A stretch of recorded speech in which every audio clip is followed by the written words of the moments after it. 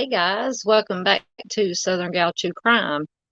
If it's your first time here, thank you so much for dropping in and hanging out with us. I hope you stick around. Have some. It's a Sunday, so if you've been here before on Sundays, you know that means we're going to have some chill time with true crime. Which means I try to lighten it up a little bit on Sundays because the videos. Stories I share during the week are a little bit more darker and intense. So I want to try to lighten it up a little bit every once in a while on Sundays. So tonight we're going to be taking a look at 10 solved cold cases. Now, most of the cases that we'll be talking about are have been were solved by DNA. As we know lately, with the advancements in DNA technology and what they can do, a lot more of these cold cases are being solved, which is very exciting to me. I just think it's great. Most notably, some in the news lately, the Golden State Killer was solved with advances in DNA with the genetic genealogy. And then, of course, the Long Island serial killings, some of those have been solved with the arrest of Rex Heuermann, being charged with 3 of the killings of the Gilgo 4 victims. And of course, he's a suspect in the 4th, Maureen Brainerd Barnes. Hopefully soon they'll be able to link him definitively to that one too. So first, as always, we always feature a current missing person. And let me get stuff going here.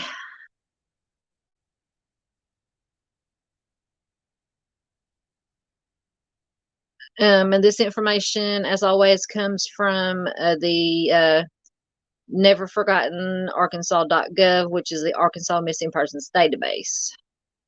And tonight, our feature missing person is David Samuel Blair.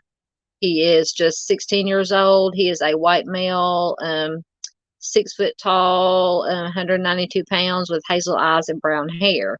And he went missing on July 19th of this year from Lone Oak, Arkansas. I'm very familiar with Lone Oak. I actually haven't heard of this missing person. I didn't, unless I just missed it on the local news. I've worked in Lone Oak, in 2 different places in Lone Oak for several years, and make frequent trips to Lone Oak for various reasons. But anyway, so if you have any information regarding David or his disappearance, please contact the Lone Oak Sheriff's Department at 501-843-2611. As always, I put the link to this information in the description box, so please, I implore you to share it anywhere and everywhere to help get this information out to as many people as possible, as quickly as possible. Very important to get this information out because it is a fairly fresh case.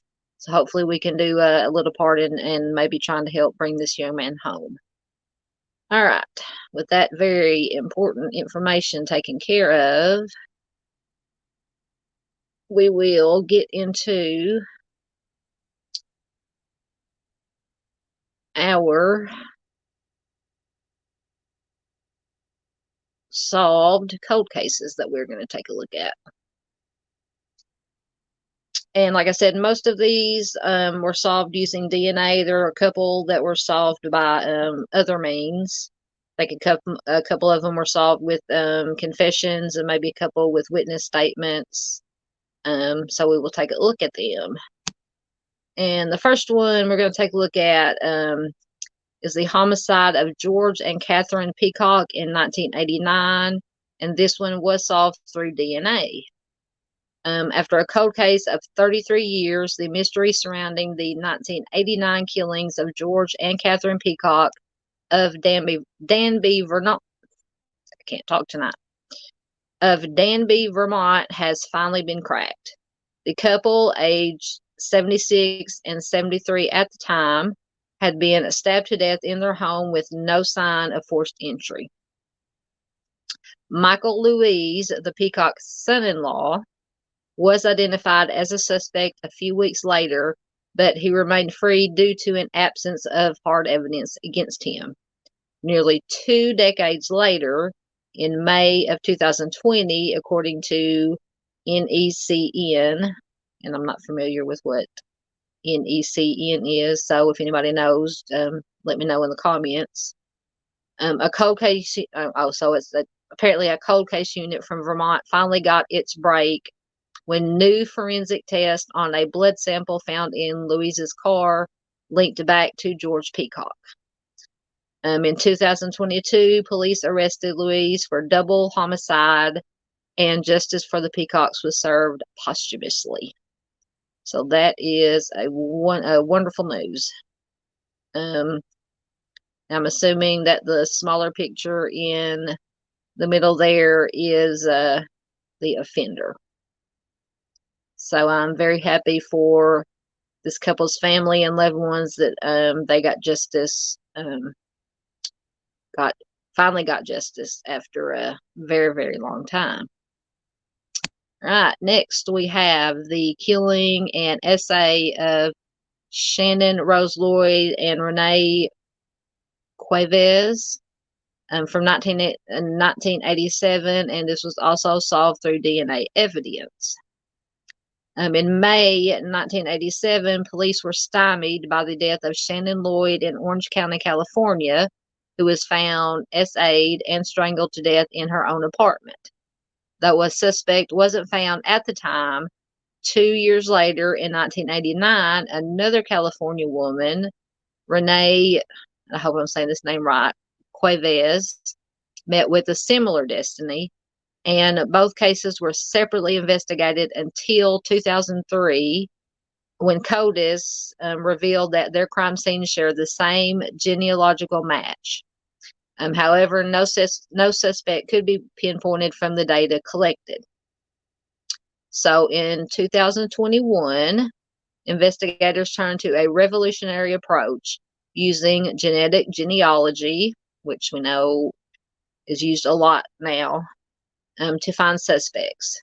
This technique finds partial matches using an unknown individual's sample of DNA and attempts to build a family tree based on these similarities. According to NBC Los Angeles, the DNA investigation led detectives back to Reuben Smith, who had lived in the area during both crimes. It was revealed that he had a criminal record for SA and attempted homicide in Las Vegas dating back to 1998. And a DNA sample taken then was later used to connect him to the cold case homicides. And in 1999, Mr. Smith apparently died by self-harm. So, to a degree, they got some justice, but then again, he took the coward's way out, in my opinion, but at least he cannot hurt anybody else anymore, which is always a good thing, obviously. All right, number 8, the homicide and essay of Jody Loomis in 1972. Once again, solved through DNA. The case of Jody Loomis had haunted families and police officers for 47 years, until a stunning development in 2019 when the Snohomish County Sheriff's Department identified a suspect, according to the Seattle Times. On August 23rd, 1972, when Jody Loomis's body was discovered lying by a dirt road with a GSW above her right ear, DNA evidence was preserved on her body and boots.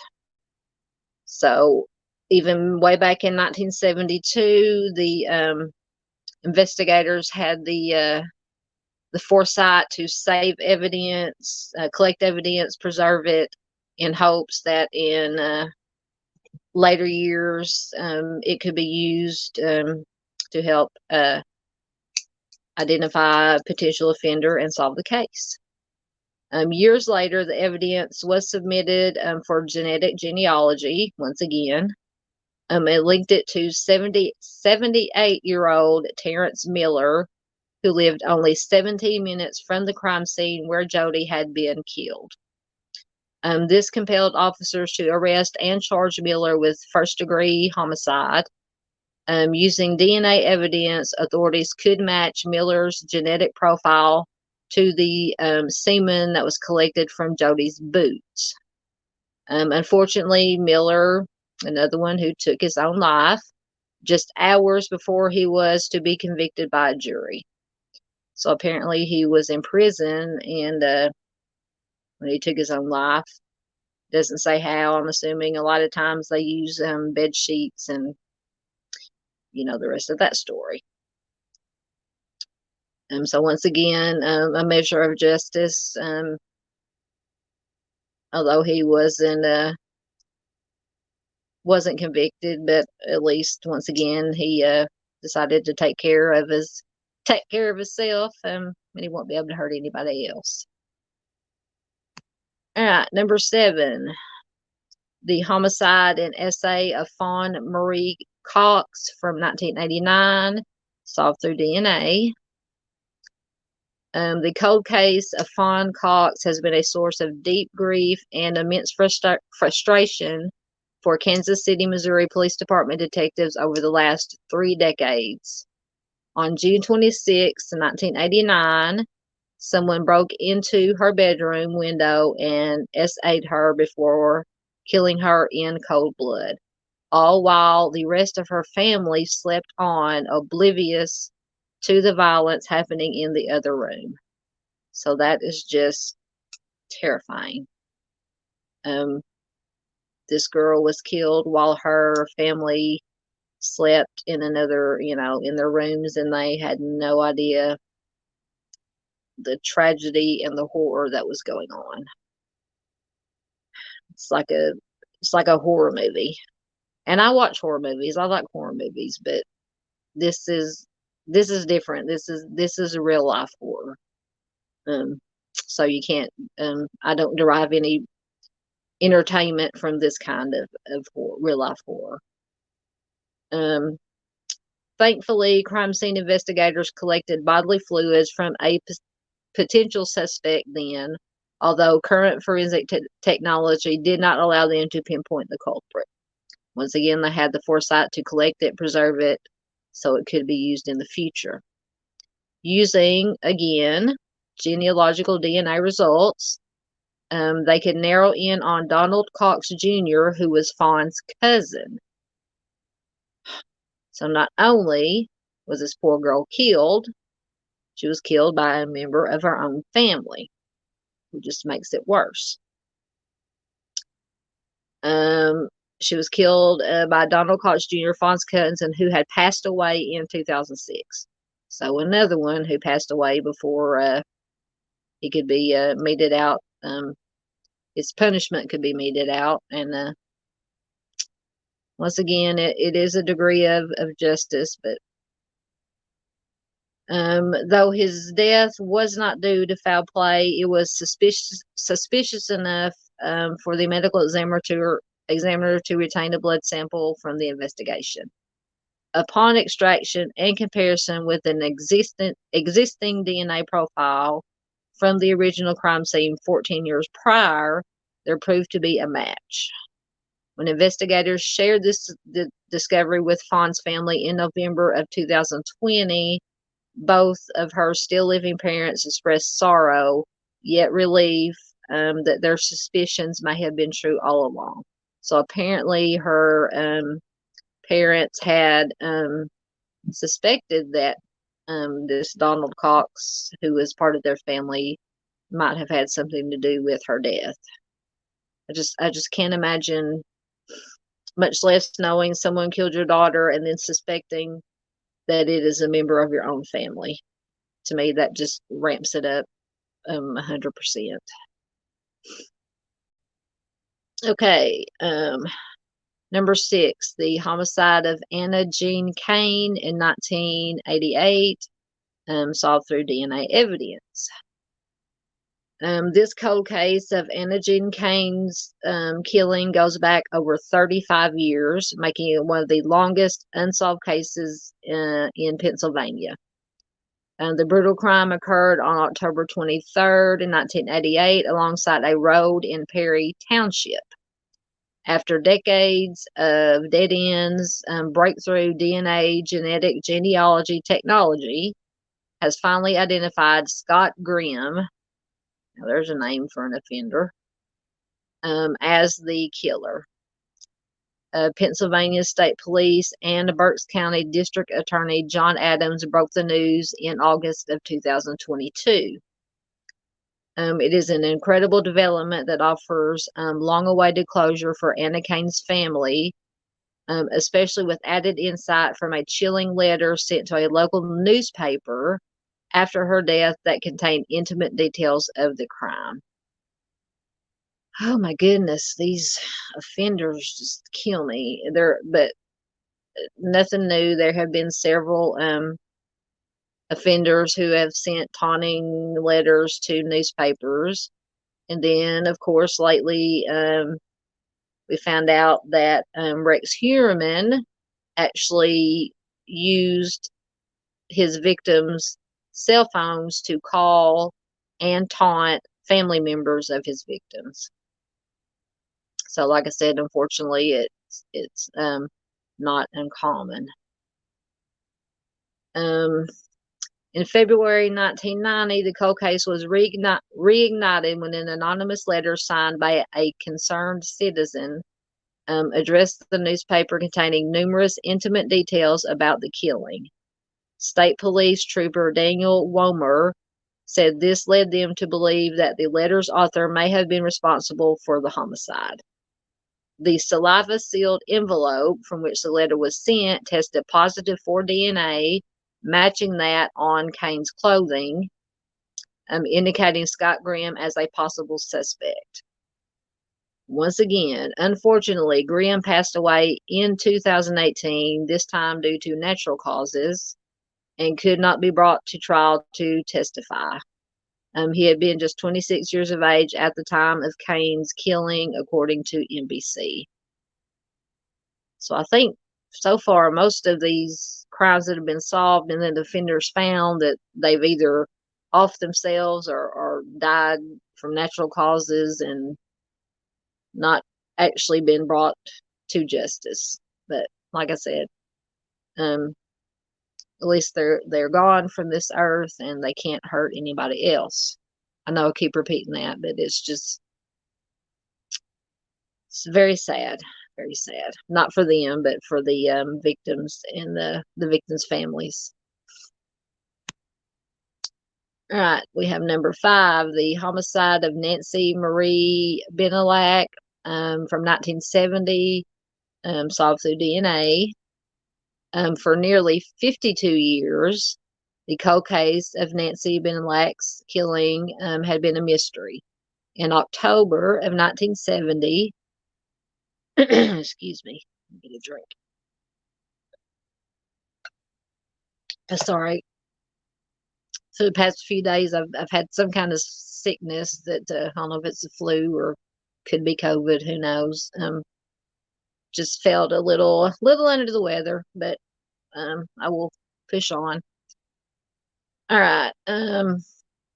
In October 1970, the 28-year-old court reporter was brutally stabbed in her Sacramento apartment. Her family, friends, and even her then fiance, whom she was supposed to marry about a month later, had no answers for decades about who killed her. In August 2022, Yahoo News reported that investigators from the Sacramento County Sheriff's Office and Sacramento County District Attorney's Office identified Richard John Davis as Nancy's killer, thanks to the advanced technology of DNA genealogy techniques. which have been used extensively to capture the Golden State Killer, to name just one. Once again, Davis died from complications of alcoholism in 1997 at the age of 54. The cold case was finally put to rest after more than 4 decades. So I think the majority, I don't think any of these so far, of these offenders have actually made it to trial and been convicted and served time. They've all passed away. But, um, and like I was, in some earlier videos I've done where I've discussed the use of genetic genealogy. There are some people, there's controversy. Some people say it's an invasion of privacy, so on and so forth. But in my opinion, it's a tool that can be used at the very least to identify victims, Jane Does or John Does, and try to bring them home to their family. But if it, like I said before, in my opinion, if it can be used to catch these offenders, I'm all for using it. But I would love to hear what you think about the use of this technique. Just be respectful. That's all I ask. Be respectful of each other, victims, and the victims' families. Next, we have very sad one, the death of baby Theresa in 2009, solved through DNA evidence. In 2022, new developments in the 2009 baby Theresa case were revealed. A moniker given to a nameless newborn found by the side of a road. The body of baby Theresa was found on June 5th, 2009, deceased and tied up in a garbage bag near Theresa, Wisconsin. I'm assuming that's why they called her baby Theresa. DNA evidence identified baby Theresa's biological parents, Karen Lieutenant, and her boyfriend, who was not named in the case. Authorities found the parents through DNA technology, according to WMTV. Forensic investigation showed that baby Theresa died during or soon after birth and was not killed, but whose body was abandoned. In September 2022, Karen Lieutenant was sentenced to 3 years of probation after her guilty plea for concealing the death of a child. This is just very, very sad. Why would she didn't actually kill her child, but I don't know if it was, like I said, the baby died either during or soon after birth. Why would you conceal that? Why not alert the authorities, take it to the baby to a hospital? I don't understand that. It makes no sense to me. All right, number 3, the homicides and essays of Lloyd Dwayne Bogle and Patricia Kalitsky in 1956, once again solved through DNA evidence. In 1956, 3 boys discovered the body of 18-year-old Lloyd Dwayne Bogle near his car with a GSW to the head. The victim's hands tied behind his back. The following day, a county road worker uncovered 16-year-old Patricia Kalitsky's body north of Great Falls, and she had been shot and SA'd. These killings remained unsolved until June of 2021, when investigations announced they had used DNA evidence and forensic genealogy to crack the case, making it one of the oldest cases solved using these methods. Unfortunately, The offender, Kenneth Gould, had passed away in 2007. Still, according to NPR, his surviving family members did cooperate with investigators and gave their DNA samples to confirm that he was the offender, bringing closer to a 60-year-old case. So I think it is very, I admire his surviving family members for giving their DNA to help solve this case and bring closure to the victims' families. I commend them for that. Right, number 2, the killing of Susan Berman in 2000. Now, this one was solved through witness testimony. And I believe that I have heard of this case, but it's been a long time since I've looked into it. Robert Durst is a New York real estate heir who has been accused of and convicted of several criminal activities. He was initially arrested in 2001 for the killing of his neighbor in Galveston, Texas. That is where my dad was born, in Galveston.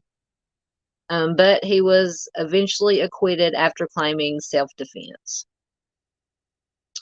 The investigation into this case reignited in 2015 when Durst was a key suspect in the disappearance of his first wife, Kathy McCormick Durst. The documentary series The Jinx, The Life and Deaths of Robert Durst detailed the alleged criminal activities. I'm going to have to look that up and watch it. On the same night the final episode aired, Durst was arrested for the killing of Susan Berman, his longtime friend, who knew the truth about the disappearance of Durst's first wife. So if she knew it, why didn't she report it to authorities? Was she scared? Did he threaten her? Like I said, I'm going to have to find this documentary and watch it to find out. In September 2020, Durst was sentenced to life in prison for the first degree of Susan Berman in December of 2000. Shortly after, he was charged with the homicide of his first wife, but it never went to trial. According to The Guardian, Durst died in a California hospital in January 2022 while serving his life sentence. So once again, another one who bit the dust before he could serve his entire sentence. Right, one more. Of course, the conviction of the Golden State Killer, 1974 through 1986, and of course it was solved through DNA genetic genealogy. Joseph James DeAngelo was arrested and charged with 13 counts of homicide in 2018, linked to multiple unsolved cold cases that dated as far back as 1974. To find him, investigators used public genealogy databases, matching the efforts with data obtained from the victims' relatives, leading them closer and closer until they found DeAngelo himself by using his discarded items such as razors and napkins to obtain his DNA, which connected him to 13 homicides, 51 SAs, and 120 burglaries. And I think I don't know if I've posted it yet, but I will probably this week. I think it is the 10 of the oldest cases ever solved. This was one of them. So I will be posting that probably sometime this week or next week. So be sure to look out for it. The HBO limited series I'll Be Gone in the Dark, released shortly before DeAngelo's arrest in 2018, featured the case of the Golden State Killer as told through interviews with the victims, family members and investigators, providing an in-depth look at how this unsolved case was eventually solved. In 2020, The Guardian reported D'Angelo was sentenced to life in prison without the possibility of parole. Like I said, we all know the story of the Golden State Killer. That was probably one of the first and most famous cases that was solved using the genetic genealogy. All right, well, guys, I hope you found this interesting. If you like it, please give it a thumbs up. Please leave your comments about any of your thoughts you have. Just like I said, always just keep it respectful. I hope everybody has a good rest of their weekend. Until next time, please take care of yourself. Be careful out there. Take care of each other. That's the most important thing that we can do, is take care of our fellow man, woman, and children. And until next time, bye-bye.